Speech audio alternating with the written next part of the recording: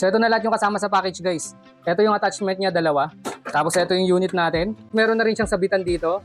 Tapos dito. Pwede nyo rin paglagyan dito sa taas guys. Oh. Dito yung power on and off niya guys. Tapos yung dalawang bucket niya dito guys, removable. Ayan, hilain nyo lang guys, natatanggal yan.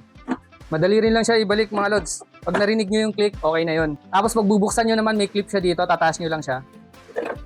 Ayan, ma-access nyo na guys. Accessible na siya guys, tapos madali pang linisan. Tapos very handy. Itong attachment guys, madali rin lang to ilagay. Ayan, tutulak nyo lang pa ganito hanggang mag-lock. Maririnig nyo yung click mga lods. Pag gusto nyo naman tanggalin, pindutin nyo lang to.